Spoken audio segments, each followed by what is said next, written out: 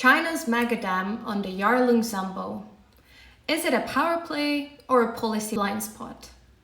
On July 19th, 2025, China officially broke ground on what is projected to be the world's largest hydropower project, the Medog or Motuo Cascade on the Yarlung Zangbo River, which is also known downstream as Brahmaputra. With 5 cascading dams, a total drop of 2,000 meters, and a projected capacity of 60 gigawatts, this mega infrastructure dwarfs even the iconic and problematic Three Gorges Dam. It is part of China's broader push towards renewable energy, net zero transition, climate change goals, but beneath the headlines of clean power, engineering marvels lies a troubling pattern of opacity, underdeveloped social safeguards, and geopolitical risk. The Yarlung Zangbo originates in Tibet and flows into India as the Brahmaputra before eventually reaching Bangladesh.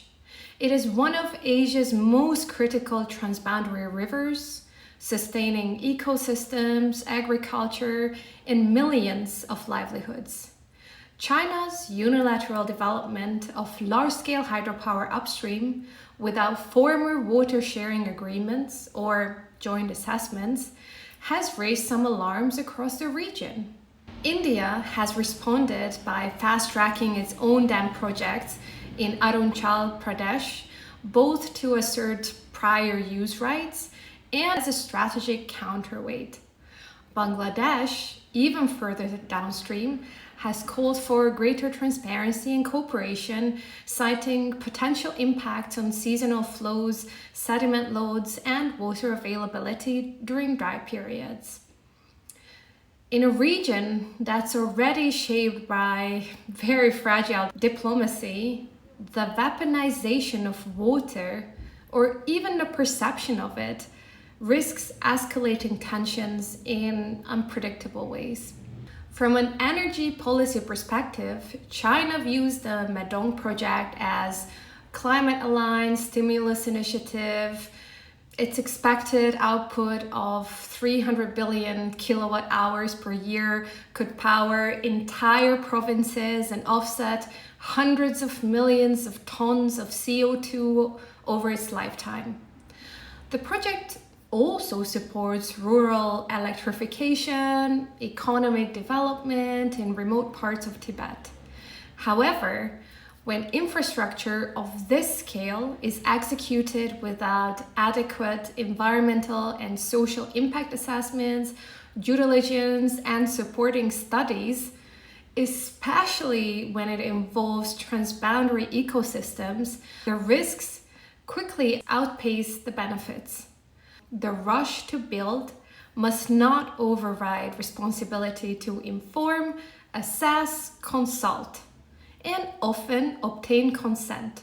There's an EIA that no one can find. To date, no standalone environmental and social impact assessment has been made publicly available for the Medog Cascade.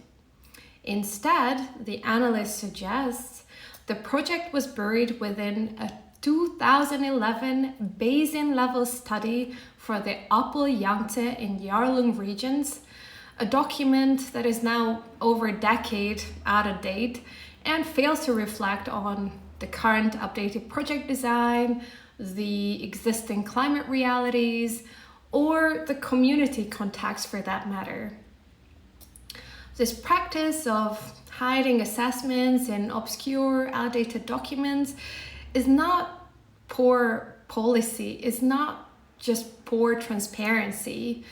It actively undermines public accountability, prevents stakeholder input, and pretty much violates any international norm or standard around project disclosure and potentially free prior informed consent in the case of affected indigenous peoples.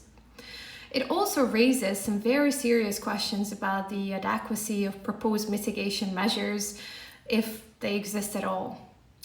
Now, looking at the EIA framework, China's domestic environmental impact assessment law that came into force in 2003, later amended in 2006, mandates technical assessments for major infrastructure projects.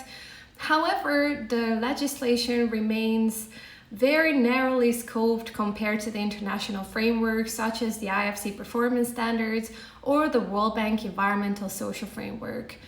The key gaps include the lack of FPIC, the free prior informed consent, in case of indigenous people being affected, as there's no legal requirement for this. There's also weak stakeholder consultation requirements, with public participation being limited to the pro forma and largely absent in sensitive regions like Tibet. There's also no real social impact assessment with baseline or livelihood assessment in case of economic displacement, informal land use, downstream impact. There's really not much information. There's also no grievance mechanism. Why would there be one, right? With the affected people having little recourse to challenge shape decisions that impact their lives. There's potential for forced evictions, which is a recurrent pattern, unfortunately. We've seen historically that the policy gaps are not just hypothetical, they translate into a history of social disruption and human rights abuses linked to a lot of hydropower projects that were developed in China. The Three Gorges Dam that was completed in 2012, for example, displaced more than 1.3 million people. That's 1.3 million people, many of whom were resettled without adequate compensation or livelihood restoration. Research by human rights observers and academics documented cases of coercion, relocation to unsuitable land, loss of cultural heritage, particularly among the ethnic minorities. There is little to suggest that the Medog project will break this pattern, unfortunately, particularly given the ongoing militarization and surveillance in Tibet, for example, where public dissent is often criminalized and where the resettlement risks are compounded by the remoteness and limited access to legal aid. Cumulative impacts and e-flows are also ignored. The Medog Cascade is not an isolated project. It joins a growing cluster of dams along the Yarlung Zangbo, including the Zangbo Dam, which is 510 megawatt, operational since 2015. There's the Yaika Dam, 360 megawatts, operational since 2020. The Dagu Dam, 660 megawatts, operational since 2023. And despite this concentration, there's no comprehensive cumulative impact assessment.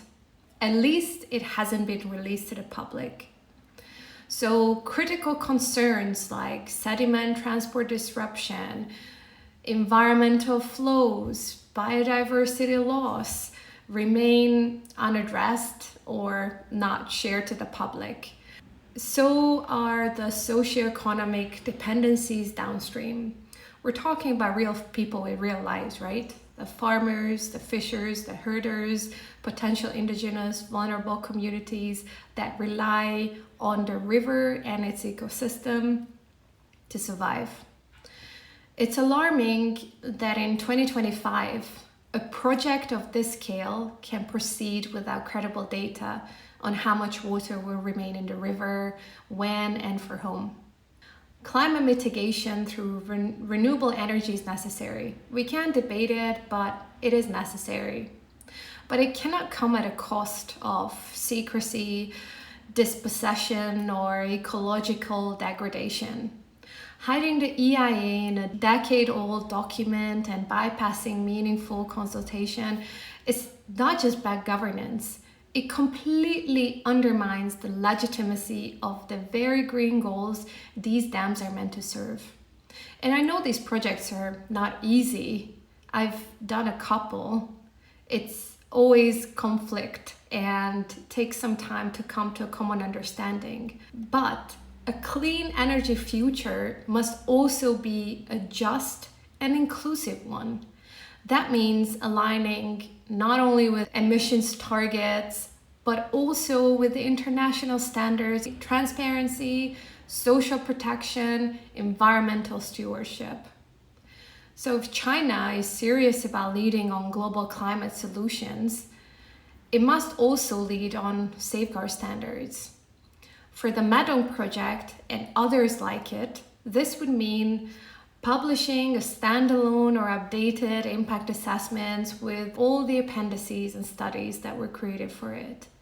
There should be a genuine, continuous dialogue with the identified stakeholders, including the downstream users in India and Bangladesh.